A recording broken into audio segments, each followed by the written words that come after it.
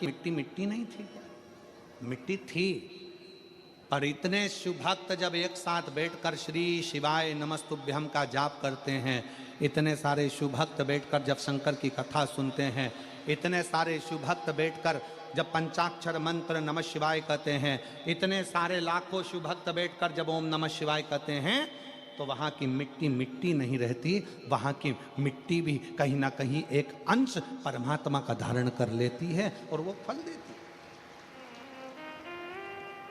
कनक कुंडला को रत्न भद्र यक्ष का चढ़ाया गया निर्माल्य छूता है और वो श्रेष्ठ हो जाता है। तो कहा, बड़ोदरा की कथा 2022 में सुनी, पंडाल में रहती, पंडाल में सोती और पंडाल की मिट्टी को अपने शरीर पर लगा लेती। मैं बाबा को धन्यवाद देने के लिए आई हूँ। कहीं बैठी हो माधुरी अविनाश सोनवड़े, पति अविनाश अशोक सोनवड़े, कहीं बैठे हो, आ जाइए, अपने बच्चों को ले आओ। सोनवड़े, मैं बड़ोदरा से आई हूँ। मैं पशुपतिनाथ का व्रत भी करी, उस मिट्टी की प्रबलता बताना चाहती हूँ कि क्यों शिव महापुराण के कथा के पंडाल में लोगों को जाना चाहिए, क्योंकि उसकी मिट्टी भी हमारे शरीर पर धूल भी चढ़ जाए तो हमारा जीवन संवर जाता है।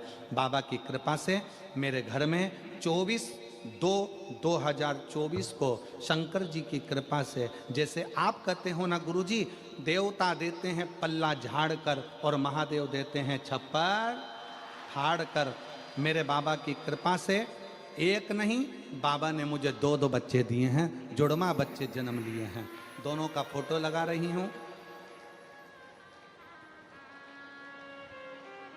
दोनों का फोटो लगा।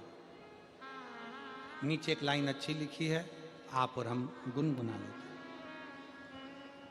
बखान क्या करूं मैं राखों के ढेर का, चपटी भभूत में खजाना कुबेर का।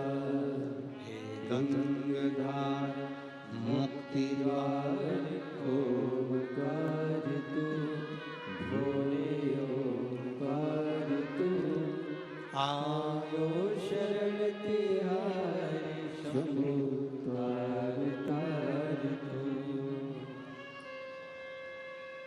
शिव पर चढ़ा हुआ थोड़ा सा निर्माल्य शरीर को छू गया। शरीर कितना लोग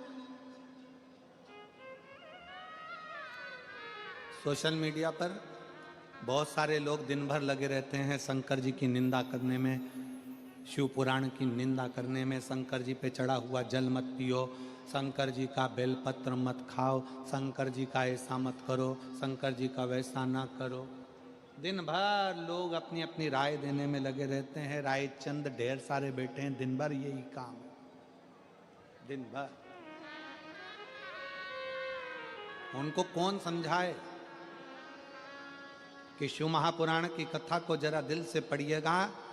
रत्न भद्र यक्ष शंकर के शिवलिंग का, पार्थिव शिवलिंग का पूजन करते हैं और पार्थिव शिवलिंग का थोड़ा सा निर्माल्य पत्ती फूल उड़कर जाकर कनक कुंडला को लग जाता है और वो कनक कुंडला का दीप प्रज्वलन हो जाता है। मतलब कनक कुंडला भी शंकर की अविरल भक्त हो जाती है और पवित्र होकर शिव की आराधना में लग जाती है। कौन समझा?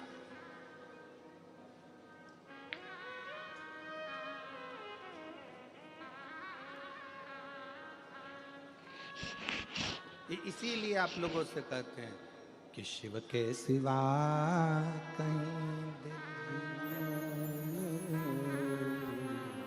शिव के सिवा कहीं दिल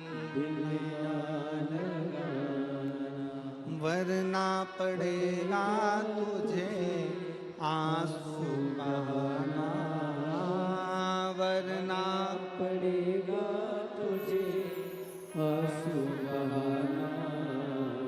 शिव के सिवा कहीं दिल ना लगाना, शिव के सिवा कहीं दिल ना लगाना। आप करो शंकर की आराधना, आप जितना बन सकता है शिव की आराधना करिए।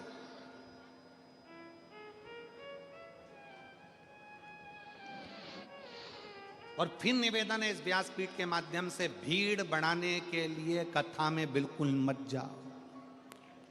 भीड़ बढ़ाने के लिए कथा में बिल्कुल मत जाओ, भाव बढ़ाने के लिए कथा में जरूर जाओ।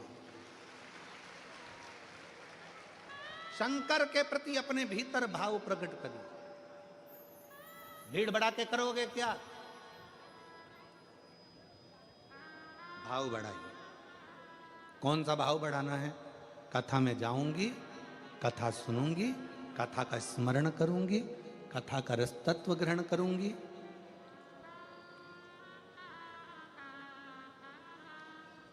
कथा सुनने के लिए बैठूंगी तो मेरा दिल मेरे बाबा से जुड़ेगा और जो मांगूंगी मेरा बाबा वो मुझे दे देगा। जो कुछ एक पत्नी को जब अपने पति से कुछ अच्छा चाहिए होता है तो वो एकदम नहीं बोलती है, दिन की तलाश करती है, जिस दिन इनका मूड अच्छा होगा उस दिन मांगूंगी।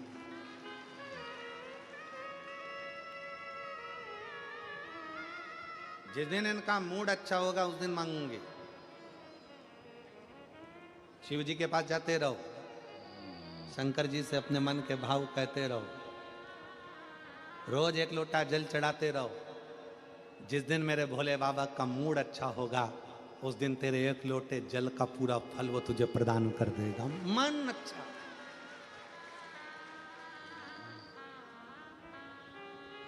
कल हम कह रहे थे आशीष को कि आशीष, ये सूरत की कथा तो 22 तारीख को पूर्ण हो जाएगी और साकरी की कथा 24 तारीख से प्रारंभ हो जाएगी 30 तारीख तक।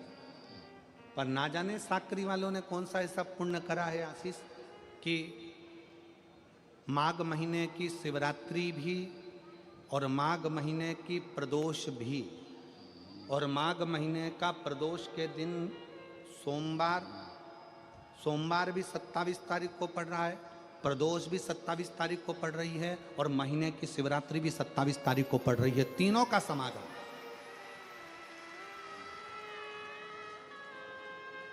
हमने कहा ना जाने साकरी में जो कथा है 24 तारीख से 30 तारीख तक, भगवान जाने कौन सा भाग्य लिखकर लेकर आए हैं जहां पर कथा 1 बजे से 4 बजे तक साकरी महाराष्ट्र में धुलिया जिले के अंतर्गत होने जा रही है। उसमें 3 संजोग, सोमवार 27 तारीख का ही प्रदोष और 27 तारीख को ही महीने की मासिक शिवरात्रि, तीनों का संजोग बन गया। हमने आशीष से कहा दुनिया के लोग कुंभ में त्रिवेणी के घाट पर जा रहे हैं, पर मेरे भोले बाबा ने यहां त्रिवेणी इकट्ठी कर रख दी है। मेरे शिव, ये संजोग है।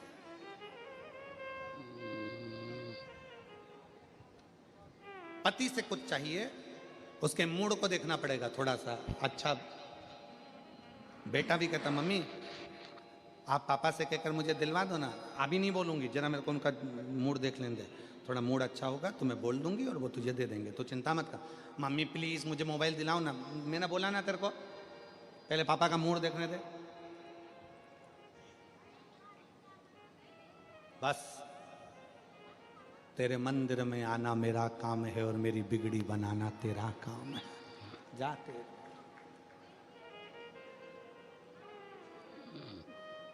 आप उसकी सेवा करते रहो।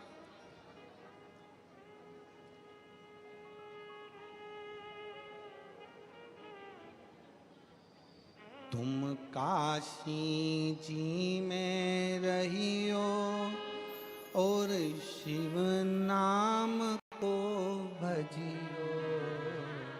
तुम काशी जी में रहियो और शिव नाम को भजियो।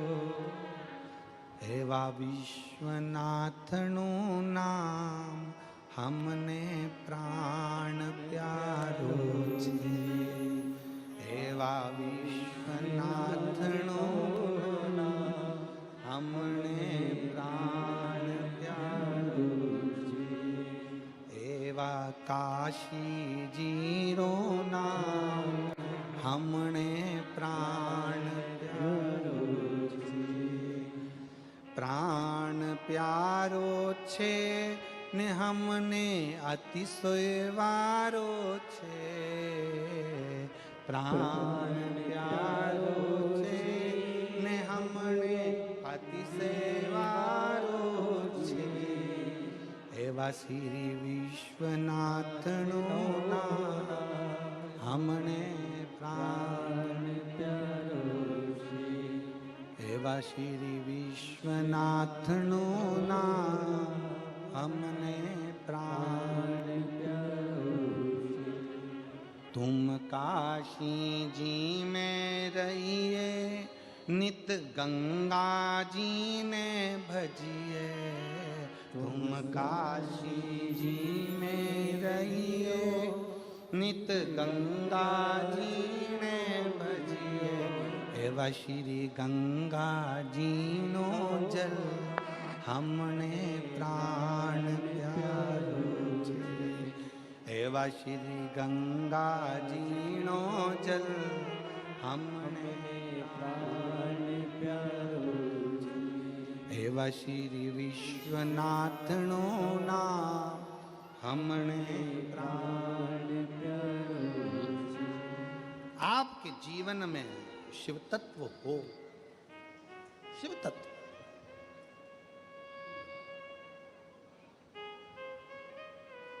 शिव महापुराण का पंडाल नहीं, कल्प वृक्ष। बैठो, हमने कल भी कथा में कहा था 1 बजे से 4 बजे तक कथा रहती है। आधा घंटा आशीष भैया ले लेते हैं, 2.5 घंटा बजता है। 2.5 घंटा इतने दिल से कथा सुनो, और जब आरती हो तब अपना स्थान छोड़ो। तब तक बाबा की भक्ति में रमे रहो कि मेरा बाबा मेरे सामने है और मुझे शिव तत्व प्राप्त करना है। मेरा बाबा शिव तत्व है, शिव तत्व। आरती हो तब अपना स्थान छोड़कर वहां भूमि को नमन कर कर मस्तक पर चढ़ाकर फिर बाबा के धाम।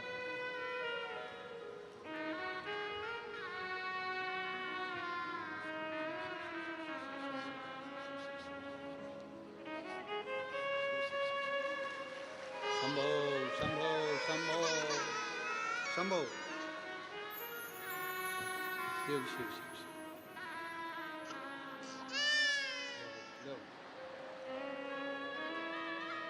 शंभो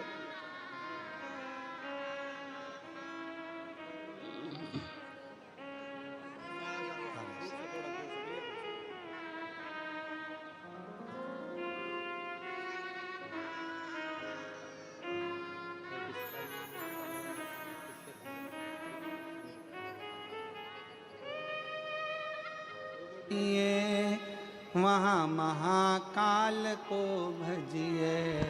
तुम उज्जैनी में रहियो, वहाँ महाकाल को भजियो। हे विछरी छिपरा जीरो नाम हमने प्राण प्यारो छे। एवा श्री छिपरा जीनो नाम हमने प्राण प्यारो छे। एवा श्री काशी जीरो धाम हमने प्राण प्यारो छे। एवा श्री काशी जीरो धाम हमने प्राण प्यारो छे। आप जहाँ रहें, जिस भाव में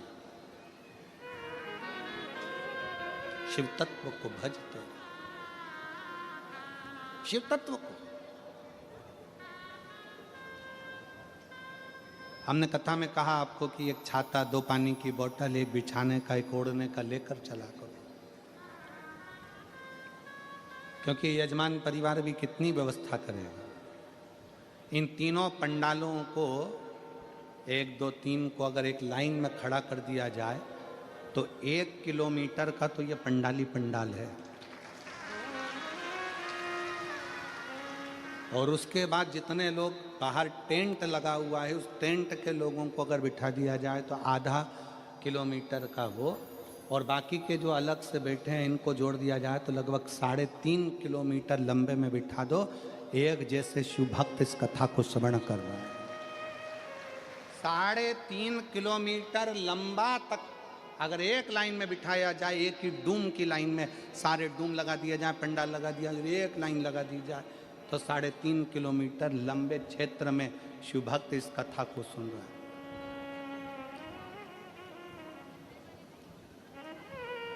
और शनिवार तक तो चल गया, रविवार को क्या होगा तेरा कालिया।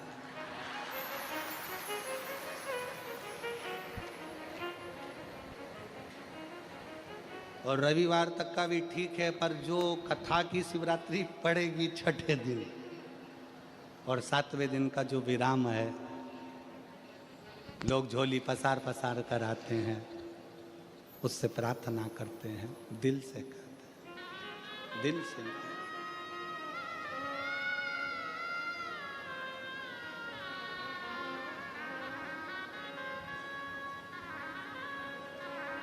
अच्छा एक बात बताओ, मेरे भोले बाबा, मेरे शंकर भगवान तो भस्म रमा के रहते हैं तो भी इतने सुंदर हैं। अगर मान लो एक आध बार भस्म हटा के सूरत में आ गए तो जितने भी हो ना तुम सब चक्कर खा जाओ। वो तो भस्म रमाता है तो इतना सुंदर है।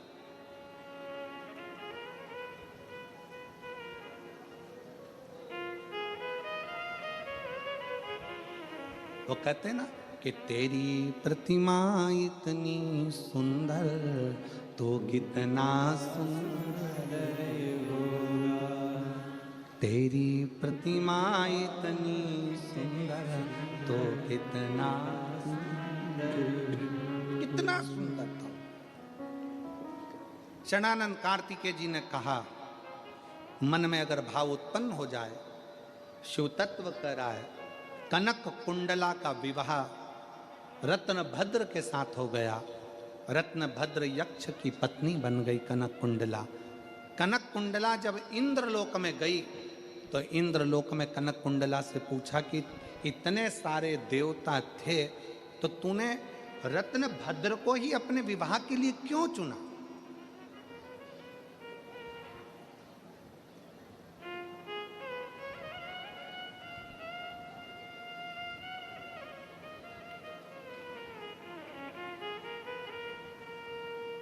ऐसा क्या दिखा तुझे रत्नभद्र में, उस यक्ष में, जो तूने रत्नभद्र को विवाह के लिए चुन लिया? कनक कुंडला ने कहा कि मैं नृत्य कर रही थी, 5000 वर्ष निकल गए थे पर वो दीप जल नहीं रहा। रत्नभद्र ने पार्थिव शिवलिंग का पूजन करा, उसकी जो निर्माल्य था वो उड़कर आया और शरीर को लगा, शरीर को लगा।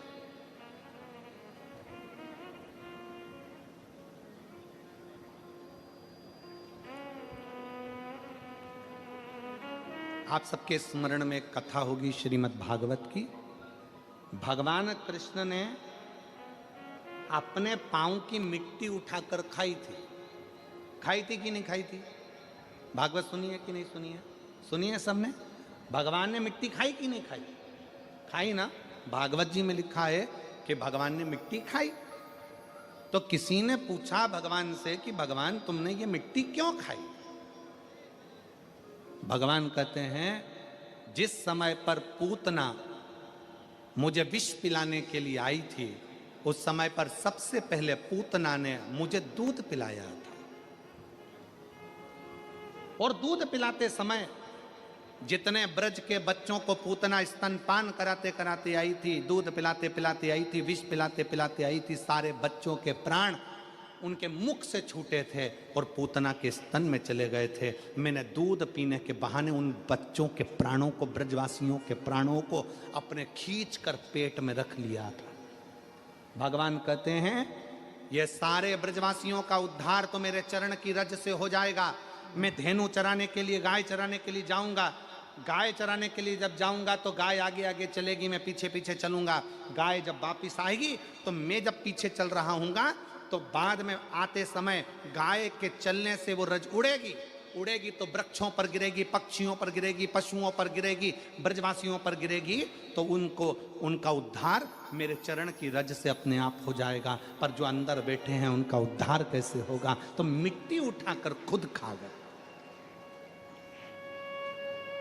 अपने चरण की रज को भगवान स्वयं पा लेते।